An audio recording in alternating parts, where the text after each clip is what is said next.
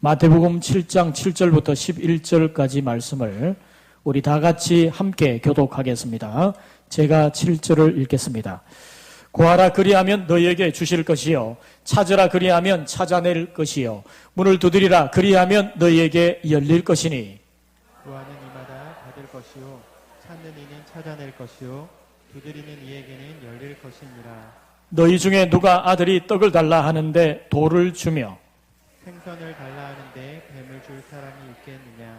같이 봅니다. 너희가 악한 자라도 좋은 것으로 자식에게 줄 알거든 하물며 하늘에 계신 너희 아버지께서 구하는 자에게 좋은 것으로 주시지 않겠느냐. 아멘. 오늘 예배 나오신 여러분에게 풍성하신 하나님의 은혜가 임하기를 주님의 이름으로 축복합니다.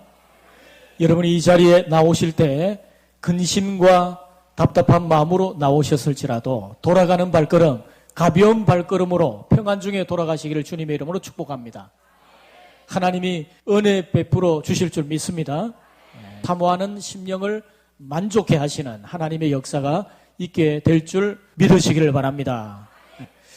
여러분, 어떤 한 신앙이 좋은 어머니가 있었습니다. 홀로 세 아들을 키웠는데 이 세 아들이 어머니의 기도 덕택에, 신앙의 지도 덕택에 아주 잘 자랐습니다. 믿음이 아주 튼실하고 또 뿐만 아니라 세상적으로도 저들의 모든 주어진 일들이 잘 성공적으로 이루어져서 모두가 다 부유하게 그렇게 사는 아들들이었습니다. 이 세 아들들이 어버이날을 맞이해서 어머니에게 각각 선물을 보내었습니다. 첫째 아들이 어머니에게 아주 값비싼 고급 승용차를 하나 선물로 드렸어요. 어머니로부터 연락이 왔습니다. 얘야, 네가 준 자동차 너무 좋구나. 그런데 내가 몸이 아파서 어디 다닐 수가 있어야지. 그 자동차 그냥 주차장에 세워두고 그냥 있을 뿐이다. 정말 아쉽구나. 이런 연락이 왔어요. 자, 둘째 아들이 이렇게 이야기합니다. 형은 너무 째째해. 그러면서 이 둘째 아들은 어머니에게 강남에 대골 같은 큰 아파트 한 채를 선물로 어머니에게 드렸어요. 그러니까 어머니가 이렇게 편지가 왔습니다. 네가 사준 아파트 너무 좋구나. 그런데 내가 그 아파트 청소하느라 관리하느라 너무 힘들다. 그렇게 답장이 왔어요. 셋째 아들이 이렇게 이야기합니다. 형들은 어머니를 몰라도 너무 몰라. 어머니는 신앙이 아주 좋은 분인데 그런 걸 줘서 만족하겠나? 그러면서 이 셋째 아들은 어머니에게 창세기부터 요한계시록까지 달달달 외우는 앵무새를 선물로 줬어요. 그것도 아파트 두 채 값으로 아주 값비싼 그런 앵무새를 선물로 주었습니다. 그런데 며칠 후에 어머니로부터 이렇게 편지가 왔습니다. 뭐니 해도 너 정말 셋째가 내 마음에 정말 잘 흡족하게 어머니의 마음을 잘 아는구나. 내가 요즘에 정말 힘이 없었는데 네 선물을 받고 나서 그렇게 위로가 되고 좋을 수가 없구나. 내가 며칠 전에 복날에 네가 사준 그 닭 잘 삶아 먹었다. 이렇게 답장이 왔다는 겁니다. 그 앵무새를 닭으로 알고 복날에 삶아 먹었다는 거죠. 여러분, 하나님은 우리의 필요를 아세요. 내가 무엇이 가장 중요한지를 잘 압니다. 그래서 하나님은 우리에게 가장 좋은 것을 주시기를 원하시는 하나님이심을 여러분 믿으시기를 바랍니다. 여러분, 기도는요, 성도의 가장 큰 특권이에요. 기도는 성도가 세상을 축복할 수 있는 가장 귀한 섬김이기도 합니다. 여러분, 이런 말이 있죠. 사람이 일하면 사람이 일할 뿐이지만 사람이 기도하면 하나님께서 일하신다. 여러분, 우리가 기도하면 하나님이 일하실 줄 믿습니다. 그런 의미에서 기도는 우리 크리스찬에게 주신 하나님의 가장 큰 축복이며 특권입니다. 가장 귀한 섬김이에요. 근데 여러분, 이 말을 들을 때마다 여러분의 마음은 그렇게 유쾌하지 않을 수 있습니다. 여러분, 저도 예전에 그랬거든요. 여러분, 교회에서 설교 중에 기도 설교 가장 부담되죠. 가장 그렇게 마음에 와닿지 않는 찬양이 뭐냐? 내 기도하는 그 시간, 그때가 가장 즐겁다. 기도가 즐겁지 않아요. 기도가 힘이 듭니다. 기도하고자 하면 별로 내 마음에 와닿지도 않고 재미도 열정도 욕구도 없어요. 내 기도가 별로 진보가 나가는 것 같지도 않고 내 기도가 하나님께 상달되었다는 느낌이 별로 오지 않습니다. 그 많은 세월 신앙생활을 했지만 저도 그런 경우를 많이 경험을 했어요. 여러분, 많은 사람에게 있어서 기도는 가장 큰 부담입니다. 그리고 많은 성도들에게 기도는 가장 큰 실패이기도 하고 낭비되는 자산이기도 합니다. 여러분, 어떻게 우리의 기도를 좀 더 다른 차원으로 하나님이 주신 축복으로 누릴 수 있도록, 특권으로 누릴 수 있도록 한층 더 업그레이드 할 수 있는가? 우리의 기도가 하나님과의 정말 애틋한 놀라운 사랑의 데이트와 같이 어떻게 우리의 기도가 그렇게 한층 더 업그레이드 될 수 있는가? 오늘 본문에 그 해답이 나와 있습니다. 여러분, 제가 기도 업그레이드 시리즈를 지금 계속 말씀을 하고 있는데 지난 시간에 말씀드렸던 내용들을 다시 한번 정리를 해보겠습니다. 여러분, 우리가 기도가 한층 더 업그레이드 되기 위해서는 기도 응답에 대한 확신이 필요해요. 그 기도 응답에 대한 확신은 어디서부터 오느냐? 여러분, 우리가 먼저 하나님께 내가 기도해도 됩니까? 내가 구할까요? 두드릴까요? 찾을까요? 이렇게 한 게 아니라 하나님이 우리에게 명령하신 겁니다. 하나님이 먼저 너는 구해라, 찾으라, 두드리라 그렇게 말씀하셨어요. 이것은 세 번의 반복이죠. 이렇게 주님이 명령하신 것은 뭐죠? 주겠다는 말씀입니다. 여러분, 내가 먼저 하나님 앞에 기도해도 되느냐 물은 것도 아니고 하나님이 먼저 명령하셨다는 것은 하나님이 응답하시겠다는 거예요. 이런 응답에 대한 확신을 가지셔야 됩니다. 두 번째는 하나님과의 관계에서 오는 확신이에요. 여러분, 하나님이 우리의 아버지시죠. 하나님이 그렇게 말씀하십니다. 마태를 통해서 너희가 악한 자라도 자식에게 좋은 것 주지 않느냐? 그런데 내가 너희의 하늘 아버지가 아니냐? 내가 너희에게 좋은 거 주지 않겠냐? 그렇게 주님 말씀하셨어요. 하나님 아버지와의 관계 속에서 오는 이 확신을 가져야 우리의 기도가 한층 더 업그레이드 될 수 있다는 것입니다. 그리고 지난 시간에 제가 이런 말씀드렸던 것은 우리의 기도에 하나님께서 좋은 것으로 응답하신다는 사실을 확신해야 합니다. 오늘 본문의 11절 말씀에 말씀하죠. 너희가 악한 자라도 좋은 것으로 자식에게 줄 줄 알거든 하물며 하늘에 계신 너희 아버지께서 구하는 자에게 무엇으로? 좋은 것으로 주시지 않겠느냐. 할렐루야. 하나님은 좋은 것으로 응답하시는 우리의 아버지시죠. 우리의 기도는 항상 좋은 것의 응답임을 여러분 잊지 마시기를 주님의 이름으로 축복합니다. 그런 확신을 가져야 여러분의 기도가 한층 더 업그레이드 될 수 있다는 거예요. 여러분, 하나님의 기도의 응답은 내가 생각하는 것과 차원이 다릅니다. 어떤 것은 하나님께서 거절하실 때가 있어요. 이건 너에게 유익하지 않단다. 너는 그런 거 구하면 안 된다. 하나님이 거절하실 때가 있죠. 또 하나님께서 더 좋은 계획을 가지시고 내겐 더 좋은 계획이 있으니 내가 거절한다. 이렇게 응답하실 수도 있어요. 물론 하나님께서 즉각적으로 응답하시는 경우도 있죠. 또 어떤 경우에는 하나님이 우리에게 응답하시는데 그래 좋다 대신 방향을 수정해서 응답해 주마 이런 경우도 있어요. 또 어떤 경우에는 하나님이 기다려라. 때로는 우리가 그것을 감당할 수 있을 때까지 하나님께서 시간을 유예하시고 응답하시는 경우도 있습니다. 중요한 것은 뭐냐? 내가 원하는 것만 기도 응답이라고 생각하지 말고 하나님이 내게 응답하시는 모든 차원을 다 고려를 해봐야 된다는 것이에요. 여러분, 하나님이 내가 원하는 것을 내가 원하는 때에 즉각적으로 응답하신다면 내게 전혀 유익이 없어요. 그리고 내 인생의 주인은 나지 하나님이 아닙니다. 하나님은 나보다 더 높은 차원을 가지시고 더 넓은 안목, 큰 안목을 가지시고 우리에게 가장 좋은 것을 주시기를 원하세요. 그 가장 좋은 응답이라고 하는 확신을 가져야 여러분의 기도가 한층 더 업그레이드 될 수 있다는 것입니다. 자, 그러면 여기에서 말씀하는 가장 좋은 것이 뭐냐? 하나님이 우리에게 정말 주기를 원하시는 가장 좋은 것이 뭐냐? 여러분, 오늘 우리가 읽었던 이 본문의 11절 말씀의 평행 본문인 같은 내용을 기록했던 누가복음 11장에 보면 그게 뭔지를 말씀합니다. 자, 누가복음 11장 13절 말씀 우리 같이 함께 읽습니다. 시작. 너희가 악할지라도 좋은 것을 자식에게 줄 줄 알거든 하물며 너희 하늘 아버지께서 구하는 자에게 성령을 주시지 않겠느냐 하시니라. 할렐루야. 마태복음 7장에서 말씀했던 그 좋은 것이 누가복음에는 뭐라고 기록되어 있습니까? 성령으로 되어 있어요. 성령으로. 그러니까 하나님이 정말 우리에게 주기를 원하시는 것은 성령을 주시기를 원하시는 겁니다. 여러분, 성령을 주신다는 것이 얼마나 놀라운 일인 줄 아십니까? 그것은 하나님 자신을 주시는 거예요. 하나님 자신을. 예. 여러분, 구약의 인물들을 한번 보십시다.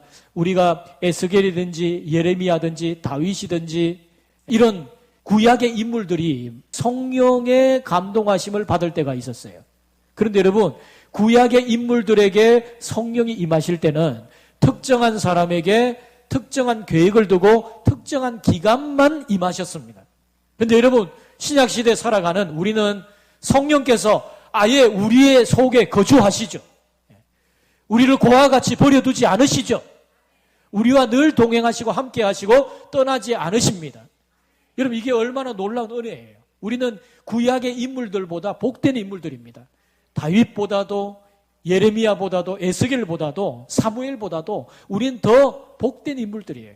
성령께서 내 속에 거하시니, 하나님이 내 속에 거하시니, 이게 얼마나 놀라운 일입니까?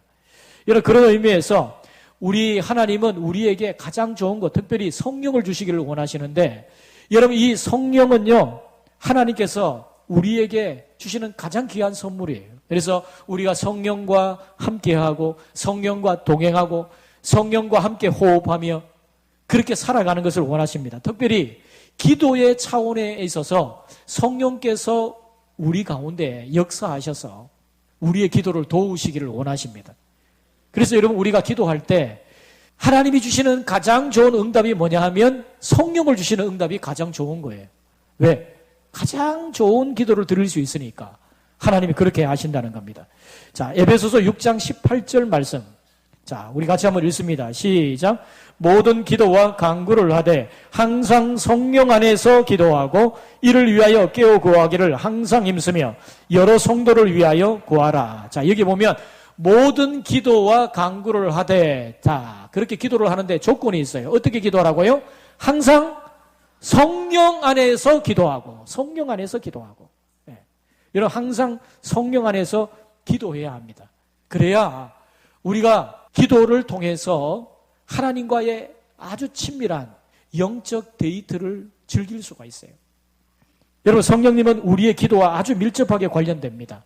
성령님은 우리 안에서 기도하십니다. 성령님은 우리를 위해서 기도하십니다. 성령님은 우리를 통해서 기도하십니다. 성령님은 우리와 함께 기도하십니다.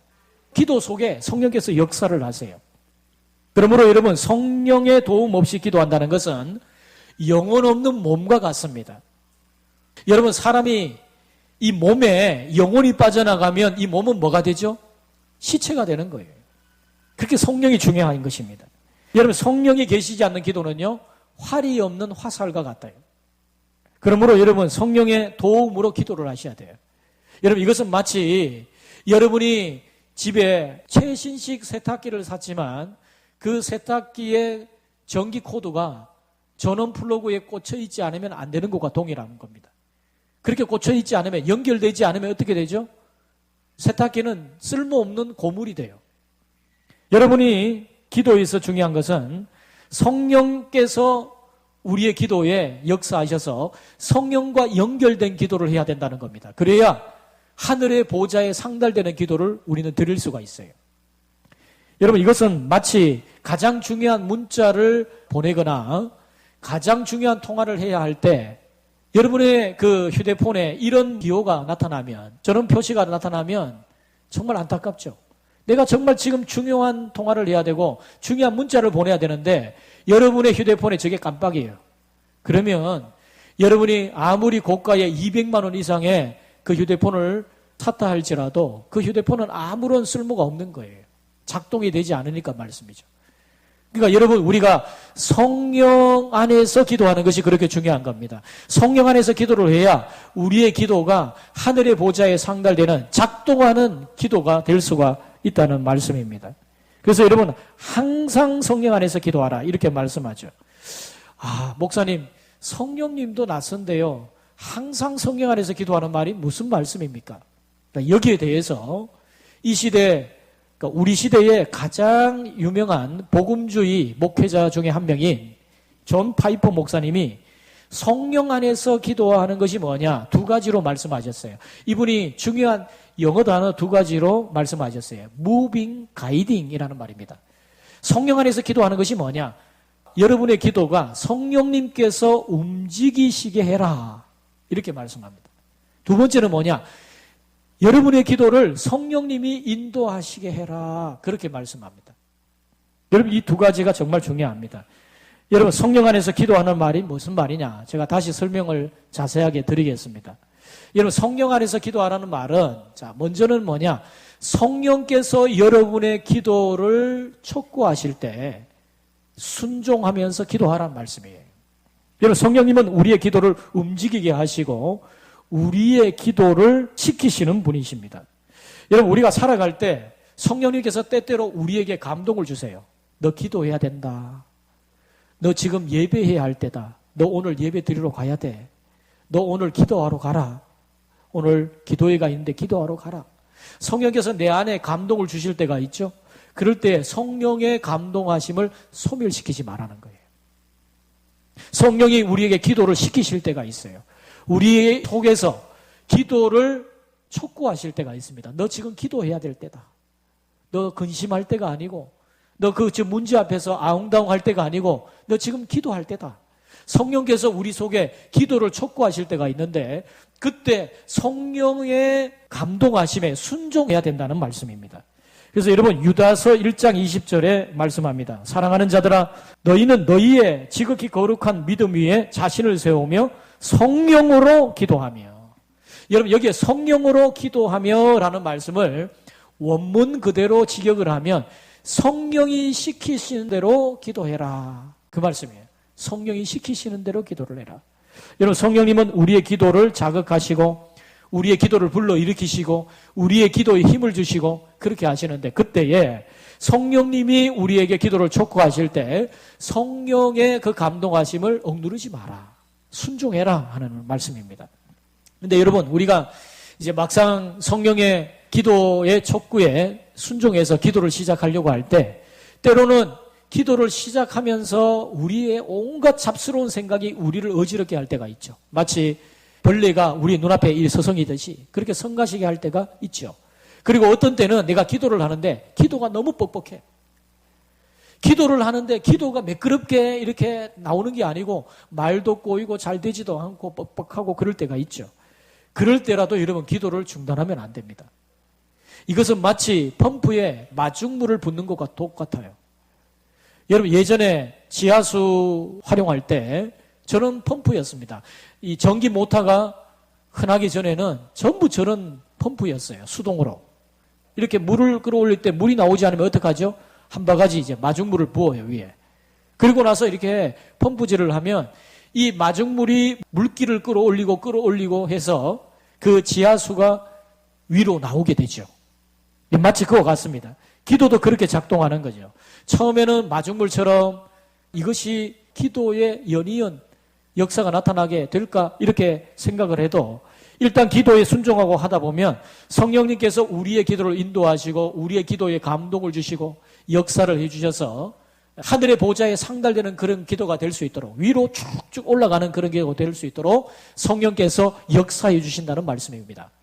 여러분 처음 우리가 기도할 때 정말 쉽지 않죠.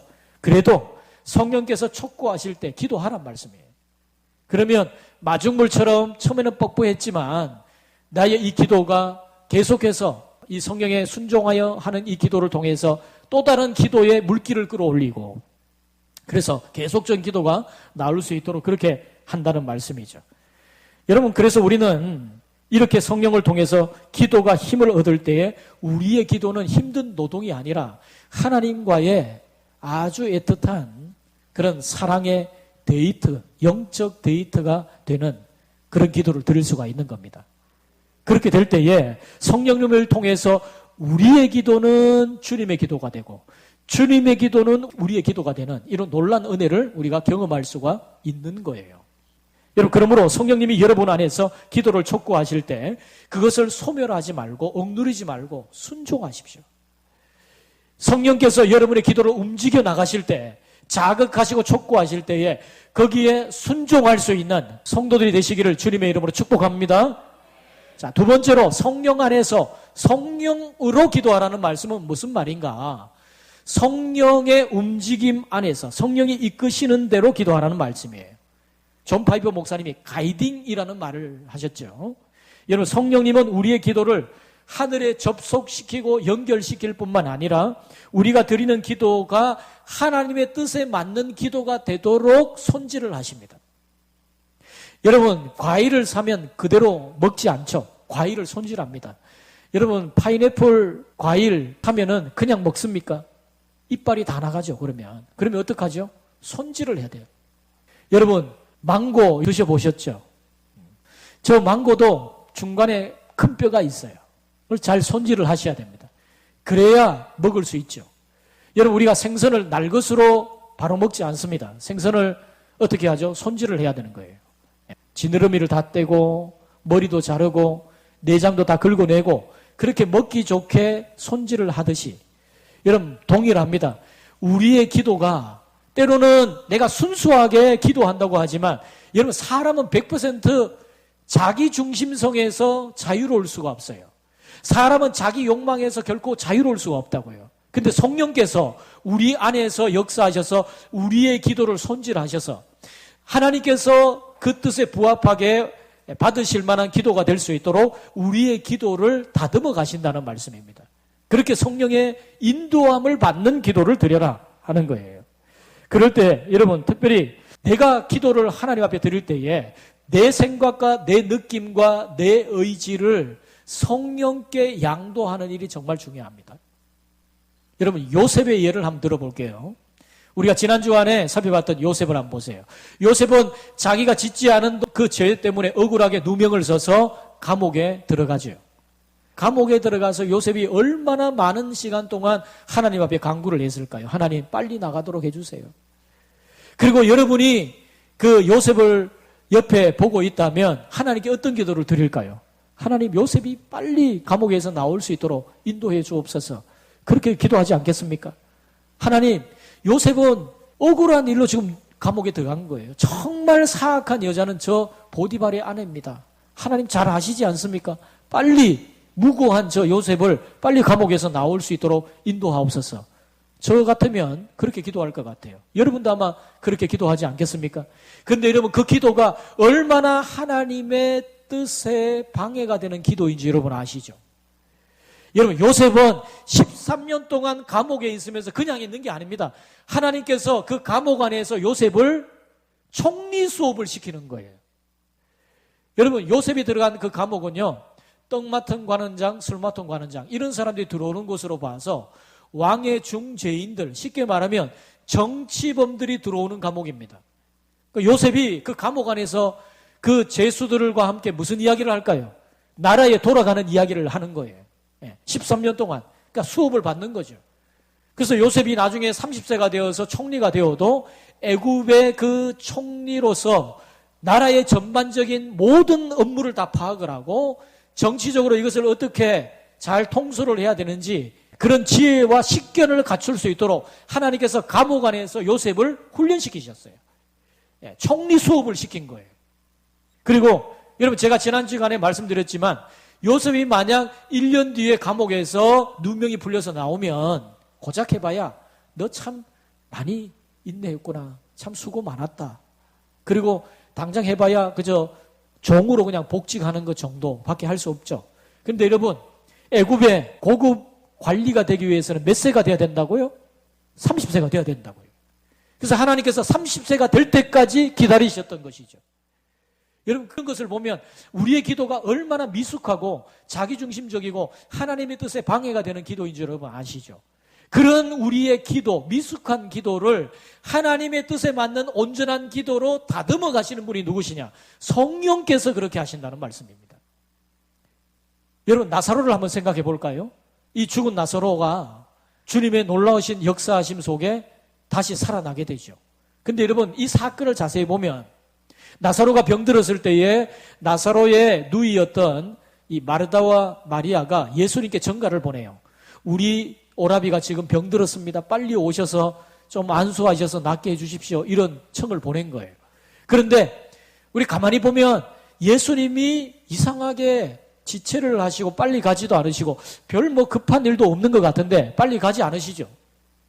그리고 이제 나사로가 이미 죽은 지 나흘이 되었어요. 시체가 썩어가고 썩은 냄새가 진동을 하고 구멍마다 썩은 물이 막 나오는 그런 지경에 예수님이 가셔서 나사로를 살리셨어요. 여러분, 이 나사로 사건을 통해서 우리 주님이 보여주려고 하시는 것이 뭡니까? 많은 유대인들에게 우리 예수님이 생명을 주관하시는 하나님이심을 보여주는 데 의미가 있어요. 우리 예수님이 부활의 주님이심을 보여주는데 이 사건에 의미가 있다는 겁니다. 근데 여러분, 우리가 만약 나사로 옆에 있으면 어떻게 기도한다고요? 주님, 나사로를 좀 고쳐주세요. 이런 기도를 한다고요. 그래서 여러분, 우리의 기도가 얼마나 미숙한가, 우리의 기도가 얼마나 정말 믿지 못할 기도인가 하는 것을 생각할 수가 있어요. 여러분, 주님이 하시는 일을 내 생각과 내 판단과 내 의지를 가지고 내 경험을 가지고 재단하고 내 뜻대로 안 되면 실망하고 그런 일들이 우리 가운데 얼마나 많습니까? 근데 여러분, 성령님은 우리에게 말씀하십니다. 너는 다 모른다. 너는 이 결말을 몰라. 내가 어떤 계획을 가지고 운영하고 있는지 너는 다 모른단다. 내가 이끄는 대로 내 생각과 내 의지를 내게 양도할 수 있겠냐. 주님은 우리에게 그렇게 말씀하시는 거예요. 여러분, 로마서 8장 26절 27절 같이 읽습니다. 시작. 이와 같이 성령도 우리의 연약함을 도우시나니 우리는 마땅히 기도할 바를 알지 못하나 오직 성령이 말할 수 없는 탄식으로 우리를 위하여 친히 간구하시느니라. 마음을 살피시는 이가 성령의 생각을 하시나니 이는 성령이 하나님의 뜻대로 성도를 위하여 간구하심이니라. 할렐루야. 여러분, 날마다 여러분의 느낌을 성령께 양도하시기를 주님의 이름으로 부탁드립니다. 여러분의 감정을 성령께 의지하시기를 바랍니다. 여러분의 의지를 성령께 양도하시기를 주님의 이름으로 권면합니다. 여러분, 그럴 때 주님은 우리가 뭘 기도해야 될지, 어떻게 기도해야 될지, 누구를 위해 기도해야 될지를 분명하게 해주시는 거예요. 여러분, 문득문득, 여러분, 저는 가끔씩 어떤 성도의 얼굴이 떠오를 때가 있어요. 뭡니까? 성령께서 기도하라고 하는 촉구입니다. 그때는요, 즉각적으로 제 마음에 기도를 하죠. 주님, 그 성도가 지금 이런 문제가 있는 줄 아시죠?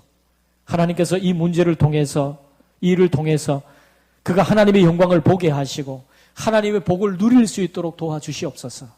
여러분, 그렇게 기도를 합니다. 이렇게 성령 안에서 우리가 기도를 하려면 두 가지를 명심해야 돼요. 이것만 말씀드리고 제가 말씀을 맺겠습니다. 자, 첫째로는요, 여러분이 기도를 시작할 때 다짜고짜 청구서를 내밀고 하는 그런 기도하지 말고, 여러분이 회개 기도이든 때로는 아주 중요한 그런 중보 기도를 하든 때로는 감사 기도를 하든, 여러분이 기도를 할 때 제일 먼저 기도해야 될 기도의 제목은요, 성령의 충만함입니다. 주님, 나를 성령으로 충만하게 해 주시옵소서. 이 기도조차도 내 힘으로 온전히 할 수 없는 나의 연약함을 하나님께 아뢰고, 하나님, 내가 주님께 온전히 기도할 수 있도록 성령으로 충만하게 해 주옵소서. 여러분, 그렇게 기도를 하셔야 돼요. 그리고 두 번째는 성령의 지배하에 기도하셔야 돼요. 성령의 지배하에. 여러분, 이 말이 어떤 의미인가? 여러분, 이런 생각을 해보십시다. 여러분이 외국에 나갔을 때 외국에서도 그 비싼 국제통화료나 또는 데이터 요금을 물지 않고 손쉽게 외국에서도 여러분이 통화를 하고 때로는 문자도 보내고 그렇게 할 수 있는 방법이 있죠. 어떻게 하면 됩니까?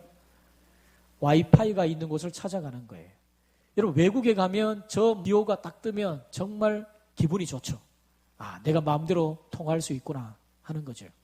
여러분, 그걸 한번 생각해 보시면 됩니다.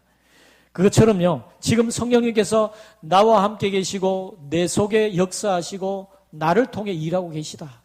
그것을 늘 의식하며 살아가는 거예요. 이것은 마치 성령의 영적 자기장 안에 성령의 영적인 통제권 안에 내가 있다는 것을 늘 의식하며 살아가는 것과 동일한 것입니다. 그렇게 하셔야 돼요. 그렇게 날마다 성령 안에서 기도하는 것. 항상 성령 안에서 기도하라는 말은 그 말입니다. 여러분, 오늘 하나님께서 우리에게 주시기를 원하시는 가장 좋은 것이 뭐라고요? 성령님이시다. 그 성령님을 우리에게 주셔서 때로는 그 진리의 영 되신 성령께서 우리를 진리로 인도하시고 우리에게 구원의 진리를 깨닫게 하시고 구원의 온총을 누리게 하실 뿐만 아니라 때로는 기도의 차원 속에서 성령 안에서 함께 기도하게 하심으로써 우리의 기도가 온전히 하나님께 올라갈 수 있는 기도로 한층 더 업그레이드 되는 그런 기도를 드릴 수 있게 한다는 것입니다. 그러므로 여러분 성령 안에서 기도하셔야 돼요. 성령 안에서 기도하심으로 여러분의 기도가 메마른 그런 기도가 아니라 하나님과의 영적인 그런 데이트로 한층 더 업그레이드 될 수 있는 이 놀라운 은총이 여러분에게 임하기를 주님의 이름으로 축복합니다. 축복합니다.